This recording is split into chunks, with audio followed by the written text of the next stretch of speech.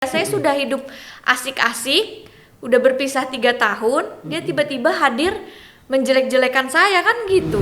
Udah aku bagus, kututup rapat-rapat urusan pribadiku, dia tampil dengan bilang saya ini bukan ayah dari anaknya. Dipukulin ke 5 kali, ini makin lama gue mati nih gitu kan. Ada persoalan kemudian muncul persoalan rumah tangga yang tiba-tiba diungkit kembali, ya kan? Menurut Ica kan ini kok tiba-tiba kenapa ya kok ada lagi gitu kan? Sebenarnya peristiwa perceraian itu kapan sih? Saya cerai itu resmi di 2019, tapi Oh baru ya 2019. Iya, Oke. ya, Sebelum pandemi. 3 tahun ya. Ya sebelum Resmi pandemi ya Tante. Tapi kita sudah tidak berhubungan baik itu di 2017. Di 2018 kita sudah tidak tinggal bersama. Di 2019 kita sudah fix akte cerai keluar karena agak lumayan lama ditunda-tunda. Kenapa lama selama itu? Karena ada satu permintaan dari pihak lawan. Mantan suami ya? Pihak lawan. Mantan ya sekarang. Mantan Tante. Ya, ada permintaan dari pihak mantan suami. Ya, katanya aku harus menandatangani mut'ah idah atau pembagian yang memang harus dibagi. Awalnya aku pikir aku nggak mau, tetap aku mau lah namanya kita biar ada pegangan kan waktu pisah. Terus sempet lama gitu aku tetap bilang nggak mau, ya kalau nggak mau ya udah nggak bisa cerai, dia ngomong gitu. Kalau lo mau gue ceraiin secepatnya ya lo harus tanda tangan itu, tanda tangan bahwa aku telah menerima pembagian, telah menerima mut'ah dan idah, semuanya masih ada di pegang kok bukti-bukti. Jadi yang mengajukan perceraian itu suami. Suami yang mengajukan perceraian, lalu kemudian Ica merasa dipaksa untuk menandatangani. Ya, untuk menandatangani pembagian mut'ah dan idah. Mut'ah idah. Jadi seakan-akan Sudah dia selesai urusannya di pengadilan. sudah menyerahkan uang idah gitu kepada Ica. Ica tanda tangan.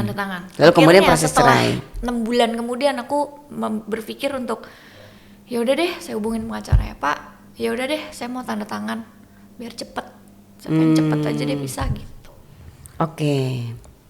Kenapa waktu itu kok ingin berpisah? Seperti apa ya? Dari 2017 memang hubungannya sudah nggak baik.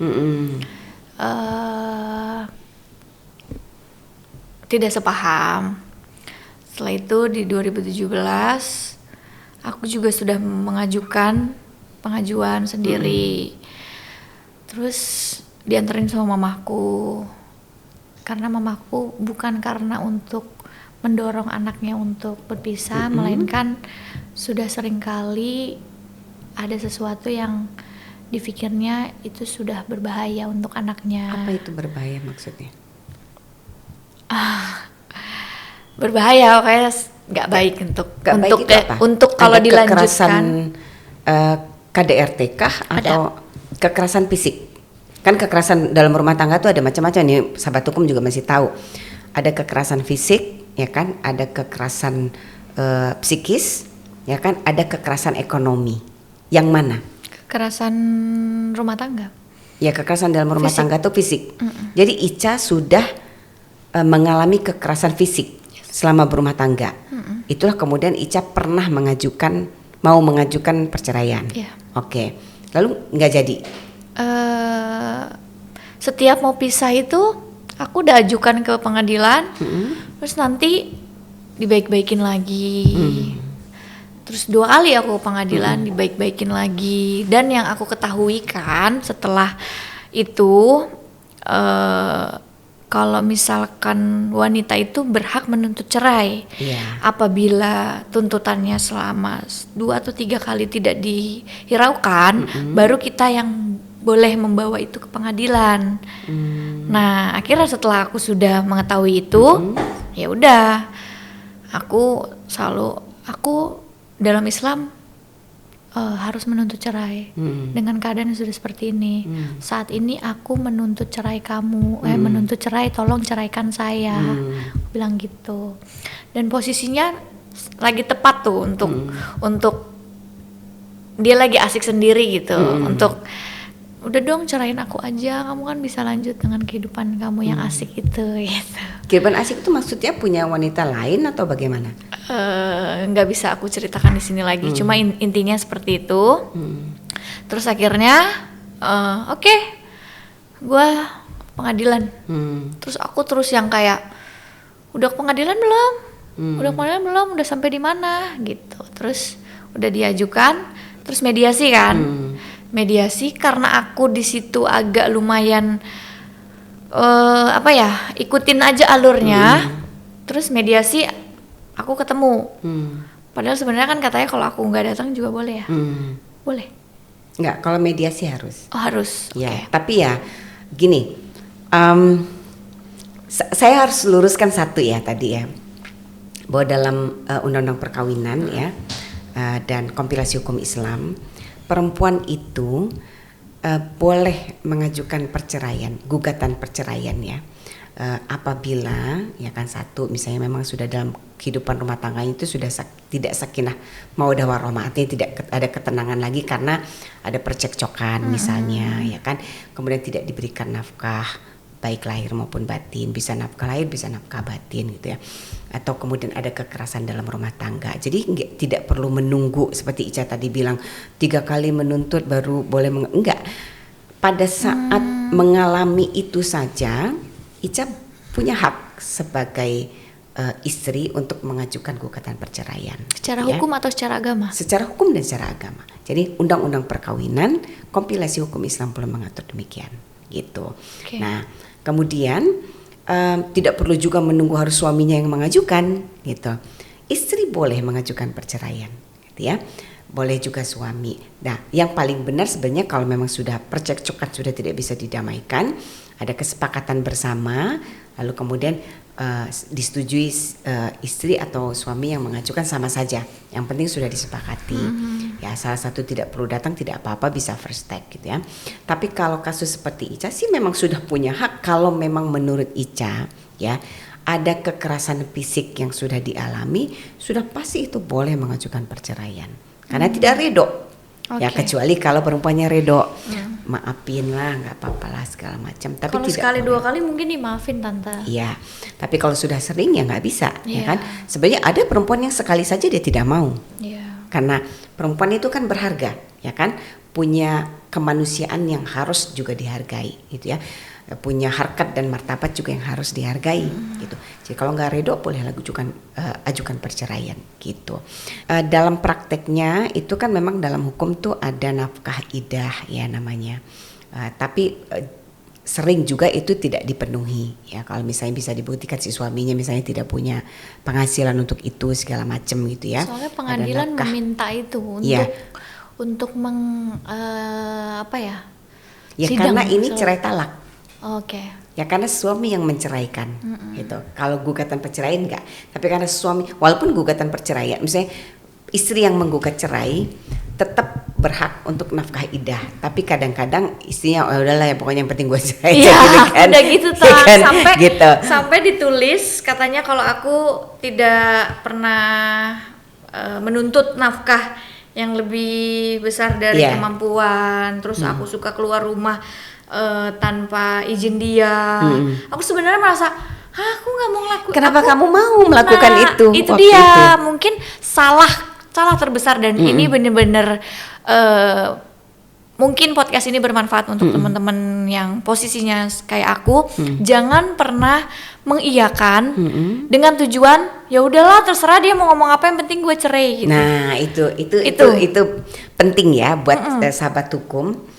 Kalau mau melakukan proses perceraian, baca betul aturannya, prosedurnya bagaimana, dan jangan pernah karena sudah tidak sanggup lagi nih ya bertahan dalam suatu perkawinan, terserah deh pokoknya yang penting gue cerai deh. Iya, dan itu lawyernya dia apa? yang bilang Gitu.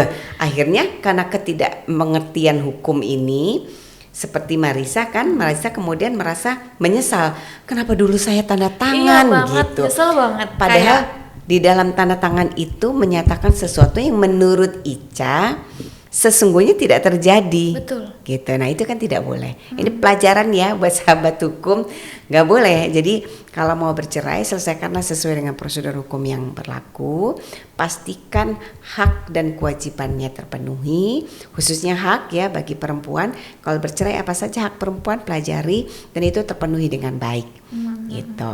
Nah yang penting lagi nih sahabat hukum mesti tahu tentang harta gono gini. Ini belakangan kita dengar Ica berseteru lagi nih.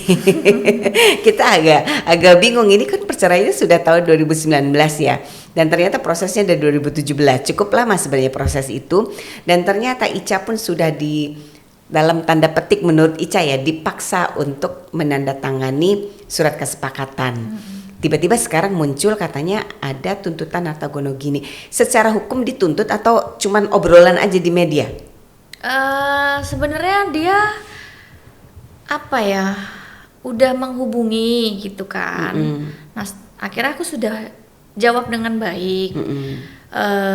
Aku bilang bahwa aku kan bangun rumah itu sendiri. Dan aku membangun rumah itu setelah bercerai.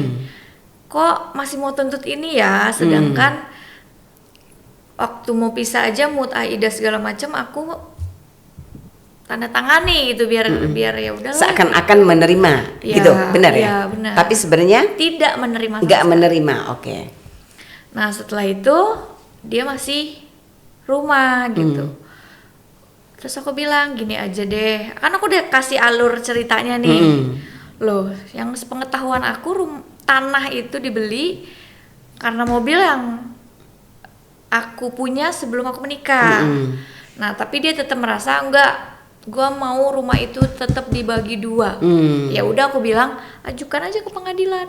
Kalau memang ini hak kamu, aku akan berikan.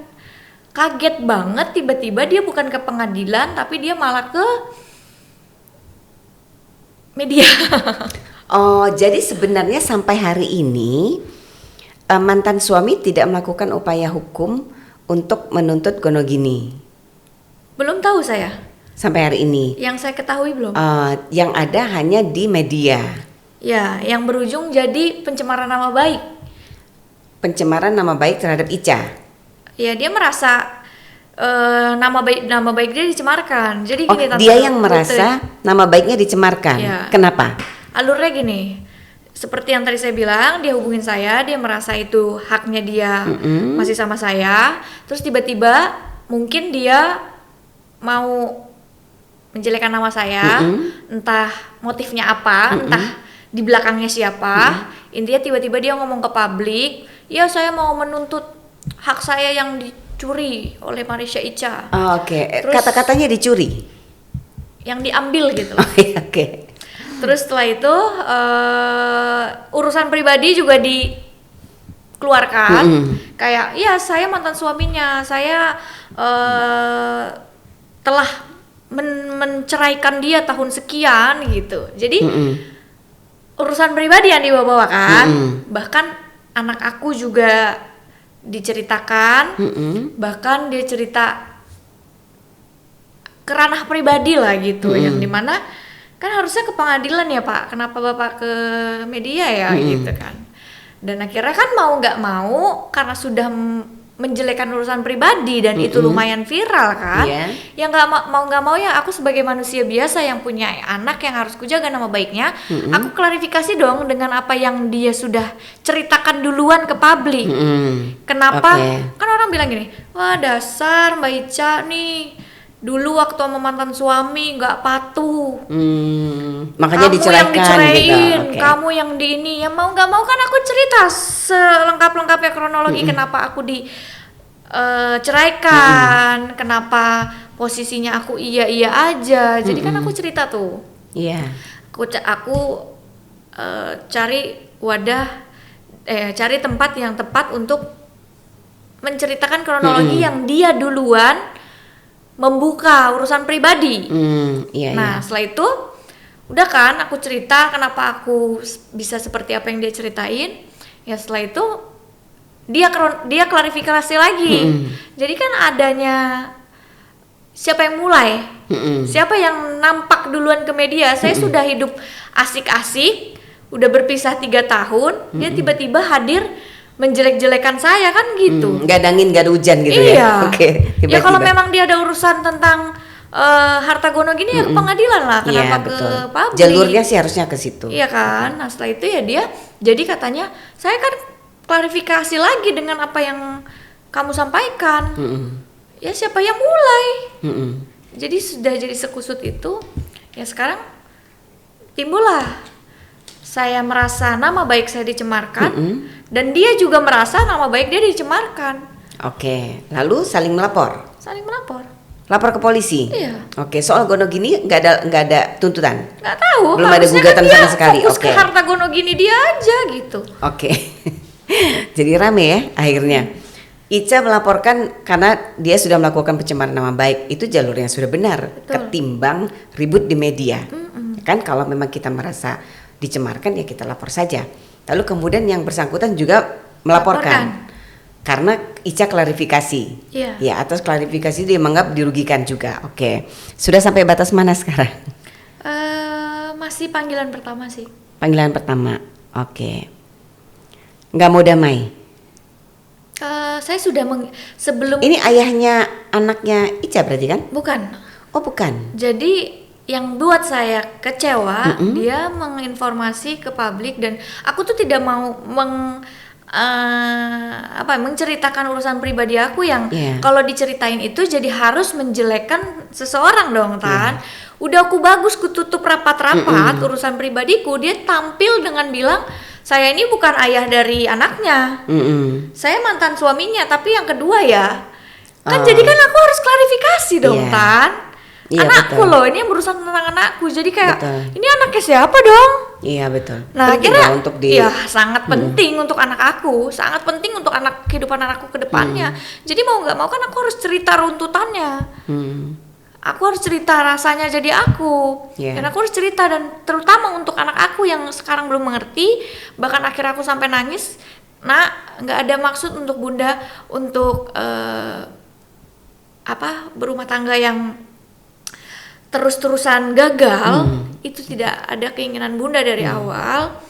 Dan pisah dari yang pertama itu karena kita beda agama. Aku memperjuangkan dan aku tetap mau aku lahir di agama Islam dan aku mau mati pun di agama Islam walaupun ujiannya juga lumayan besar. Aku mau dikasih rumah mewah pada saat tahun dulu tuh 2013 mau dibeliin rumah seharga 6 miliar. Ya udah, itu ujian kan. Lu pilih agama lo apa pilih harta berlimpah gitu. Terus pada saat dulu memang mantan suami saya akuin orang bilang 7 turunan aja hartanya nggak akan habis-habis dulu. Tapi kan kita nggak tahu kehidupan manusia. Nah setelah itu kedua saya mencoba lagi untuk berumah tangga. Ternyata saya sudah, kenapa saya mencoba bertahan, mau diapain, saya nggak mau gagal lagi. Bukan untuk saya sebenarnya, untuk anak saya. Tapi ternyata tidak, salah, sayangilah diri kamu sendiri. Mau sampai kapan aku bertahan? Toh ini bukan keinginan aku sudah mencoba untuk bertahan gitu.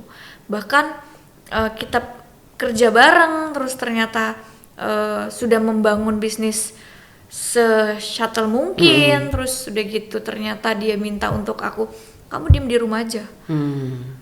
Udah oke nih bisnis kita kan. Terus tiba-tiba kamu diem di rumah, kamu jadi ibu rumah tangga yang baik. Ya katanya menurut agama kan harus kita ikutin kata suami. Mencoba ikutin. Terus kamu di rumah aja, kamu kalau keluar rumah itu kamu harus izin dengan suami. Supir, dengan keluarga dia. Jadi ada kayak macam asistenku, tapi dari pihak keluarga dia itu harus diikutin. Bahkan nge-gym pun harus dia masuk ke dalam tempat gym. Aku tuh nggak boleh, CCTV dia tuh harus ada di sampingku terus. Intinya gitu. Sudah kuturuti walaupun sebenarnya merasa tidak nyaman ya dengan kehidupan yang seperti itu. Kayak nongkrong sama teman-teman aku nih misalkan di Union atau di PIM. Ya supir aku dan CCTV-nya dia tuh nggak boleh jauh-jauh jaraknya dari aku, harus seperti itu. Kenapa sih sampai sedemikiannya? Ya mungkin udah habits-nya dia kali. Oke. Harus seperti itu dan Ica menuruti itu. mencoba untuk mempertahankan rumah tangga sedemikian mungkin Tan. Bahkan mau diapain dia yang berbuat seperti apa aku maafkan, aku anggap udahlah, aku tutup kuping lah, aku tutup mata lah, udah coba kayak gitu. Tapi ternyata fisikku yang dirugikan gitu, mau nggak mau sekali, 2 kali, 3 kali, 4 kali, 5 kali. Orang kan manusia kan ada capeknya, badanku kan punya rasa letih, badanku kan punya rasa, nih makin lama gue mati nih gitu kan. Jadi udah deh kayaknya aku udah nggak tahan. Dipukulin ke 5 kali, udah aku ajukan pengadilan. Jadi kekerasan fisik itu dipukul. Iya. Dipukulin bagian Muka Tan. muka. Wajah. Dipukul, Foto-fotonya ditonjok, masih ditampar. ada. Kalau dia, Diapain? makanya aku bingung gitu ya. Menurut Tante gimana nih kan? Jelas aku sudah pernah ada foto-fotonya. Aku juga punya bukti. Orang kerjaku saat ini masih kerja sama aku. Terus aku juga punya foto-fotonya pada saat dulu dia suka pukulin aku. Dan bahkan tahun 2018 aku melaporkan dia di Polres Selatan. Jelas ada visumnya. Jelas ada foto-fotonya dan dia juga sudah statusnya tersangka di Selatan. Tangerang Selatan, di Tangerang Selatan. Terus saat ini dia merasa katanya aku telah mencemarkan nama baik dia dan dia merasa saya tidak pernah pukulin dia gitu. Dia menyampaikan itu. Padahal secara hukum ada buktinya. Iya. Dan sudah ditetapkan tersangka. Kasusnya jalan nggak? Aku hold. Bukan dicabut kan? Agak rancu sih dibilang dicabut juga. Saya nggak, Ica sudah nggak jadi secara untuk resmi mencabut. mencabutnya nggak? Pernah menandatangani untuk mencabut, tapi setelah itu 1 jam kemudian saya balik lagi ke Polres, saya bilang untuk saya nggak jadi cabut. Ternyata dia minta maaf sama saya cuma ada maunya doang gitu. Terus akhirnya dari Polres Tangsel bilang, ya udah kita tahan dulu suratnya, saya nggak masukkan ini ke pengadilan, coba nanti cooling down dulu. Nanti kabarin ke saya 2-3 hari. Jika dia masih kayak gitu, kita nggak ajukan pencabutan ini. Oke. 2 hari aku tetap kabari kanitnya, Pak, saya tetap nggak mau cabut. Karena tidak ada perubahan dari dia. Karena dia deketin saya lagi, kembali baik-baikin saya cuma karena case ini. Gitu. Akhirnya, oke, nggak jadi dicabut ya? Yakin ya? Enggak. Sudah dicek. Saya sempat minta, saya kan waktu saya kembali lagi 1 jam kemudian, saya sempat mau, Pak sini Pak kertasnya yang saya udah tanda tangani, kan belum dimasukin pengadilan, saya mau ambil. Belum masuk pengadilan boleh dong, saya tarik sesuatu yang saya udah tanda tangani. Terus jawabannya gini aja, saya pegang dulu aja Mbak Marisa, nanti kabari saya 2-3 hari. Apabila ini tidak dilanjuti, ya berarti saya majukan, ya kan, untuk perdamaian. Tapi kalau misalkan ternyata tetap mau dilanjutin, ya udah saya robek. Kata dia gitu. Saya kan kabari 2-3 hari. Terus setelah itu 1 bulan juga saya kabari, Pak gimana Pak, saya tetap mau dilanjutin loh. Hilang gitu aja. Oh, jadi sekarang nggak tahu prosesnya sampai mana? Sempet janjian sih mau ke sana lagi, cuma sampai saat ini belum sempet untuk ke sana lagi. Berat ya. Tapi lucunya kenapa dia mengakui untuk ke publik, oh saya merasa dicemarkan nama baiknya, saya tidak pernah mukulin dia. Gitu. Tapi Ica punya ya data-datanya ya? Data-data apa? LP-nya? Punya penetapan tersangkanya? Punya. Masih foto-fotonya punya. Masih simpan? Masih. Terus udah nih sekarang tinggal pencemaran nama baik, ya kan? Lagi proses. Belum ada keinginan untuk berdamai. Pencemaran nama baik itu sekarang kan ada peraturan dari Kapolri untuk mengirimkan somasi terlebih dahulu. Aku sudah mengirimkan somasi terlebih dahulu untuk supaya ada proses mediasi kan? Betul, untuk meminta dia Klarifikasi. Oke. Dan kalau memang masih mau diperbaiki, lurusin dong. Saya nggak mau. Saya merasa nama baik saya dicemarkan. Tapi dia tidak mau melakukan apa yang saya minta. Berarti kan memang dia mau untuk ditindak secara garis hukum. Oke. Nggak ada mediasi gitu? Ada mediasi. Dia dimediasikan, terus dia sempat minta maaf. Di mediasi itu aku diminta untuk yang orang mediasi, udahlah dimaafin lah, sebagai manusia itu harus memaafkan. Terus aku agak sempat sedih sih, karena yang mediasi itu pertama perempuan, dan dia juga sempat melihat foto-foto muka aku yang babak belur. Terus udah gitu dimaafkan dong. Terus saya cuma ngomong, Bu, saya maafkan, tapi untuk terjadi hal yang seperti ini terus, saya sudah tidak mau. Saya sudah di tahap saya nggak mau saya mati di tangan dia gitu. Terus kayak ya udahlah, tetap maafin lah, gini-gini. Enggak, saya nggak mau maafin. Saya mau tetap dilanjut untuk pisah. Ya udah, akhirnya lanjut pisah. Sekalian aku mau nanya ke tante. Apa itu? Aku tuh punya perjanjian pranikah. Perjanjian pranikah sama mantan suami aku. Yang ini, yang maksudnya yang lagi bermasalah ini? Iya. Oke, yang kedua berarti ya? Iya. Oke. Terus nih, ini adalah perjanjian pranikah aku. Ini ditandatangani sebelum menikah dengan suami kedua? Iya dong, sebelum Dan menikah. ini dokumen diajukan ke KUA? Pasti. Ada? Jadi sebelum menikah, masukin ke KUA, ini juga dibuat di notaris. Lah, kenapa suami kemudian mempersoalkan gono gini? Nah ini mungkin beliau lupa kali ya kalau kita punya perjanjian pranikah.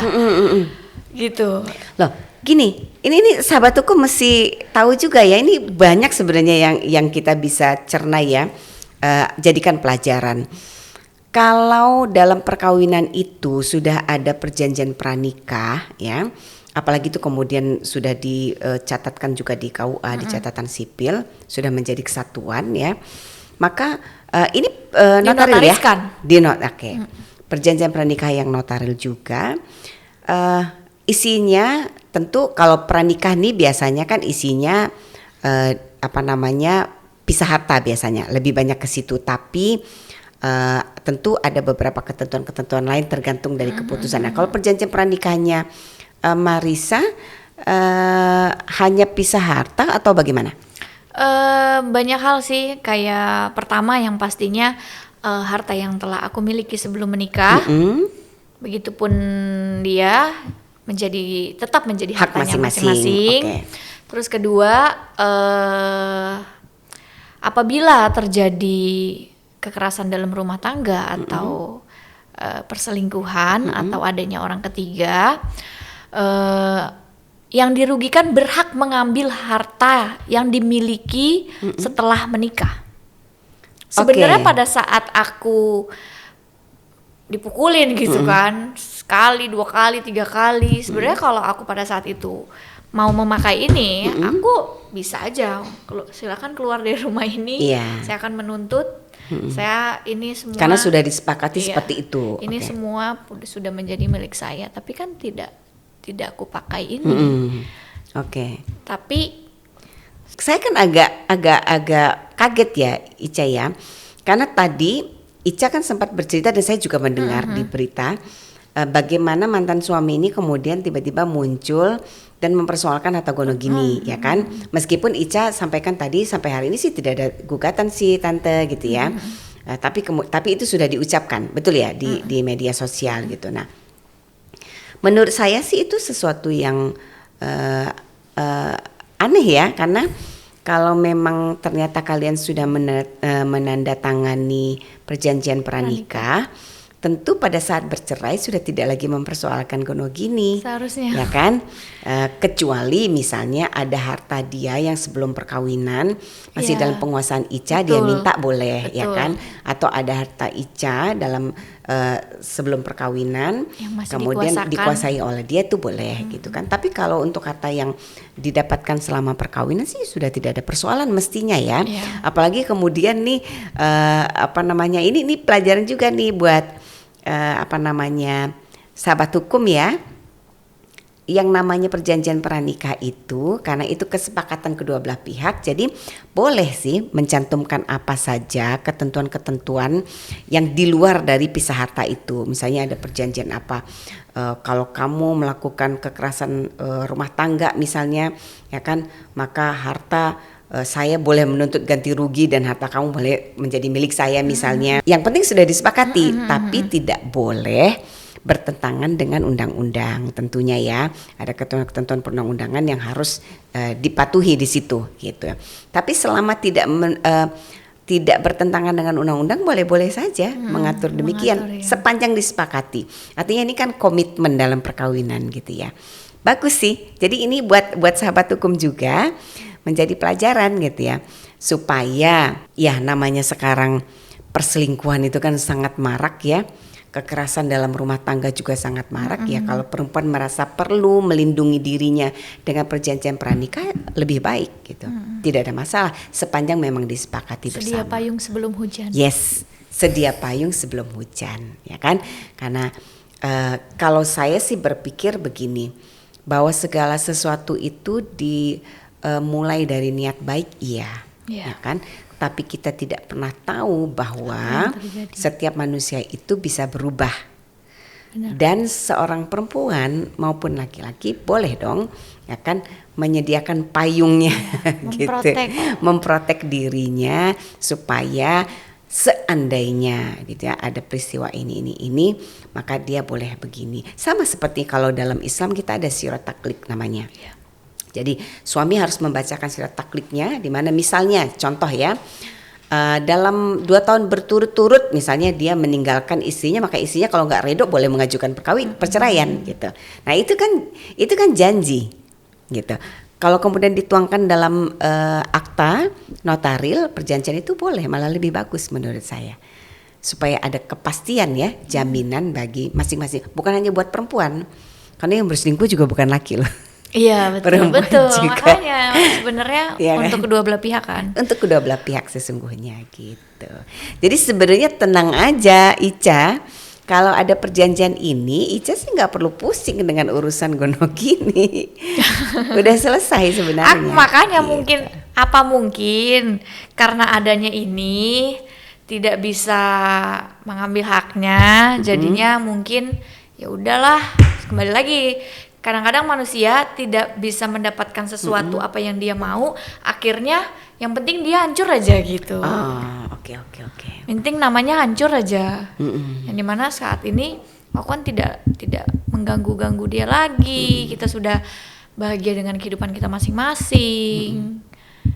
Ya saya doakan semoga urusan pencemaran nama baik antar Ica dan mantan suami bisa selesai baik-baik ya, bisa berdamai ya kan, selesaikan dengan baik-baik. Kalaupun tidak bisa ya tentu hukum harus ditegakkan setegak-tegaknya. Berikutnya nih mengenai penggalangan dana untuk Ananda Gala. Katanya ada yang bilang menabrak hukum, ada yang bilang tidak bisa dipertanggungjawabkan, macam-macam. Cerita dong supaya masyarakat hukum ini bisa tahu proses penggalangan dana waktu itu seperti apa sih? Pembuatan dana ilegal dan saya telah memakai dana itu untuk kepentingan pribadi, bahkan untuk membeli barang terlarang. Kalau memang telah menyakiti hati Bapak, saya minta maaf. Saya seperti dibabak belurin gitu. Kakak kandungku sendiri dilibatkan untuk menjatuhkan aku. Niat aku baik. Kenapa aku seperti jadi musuh bebuyutanmu gitu. Sekarang harus jauh-jauh ya dari Gala untuk melindungi keluargaku sendiri gitu.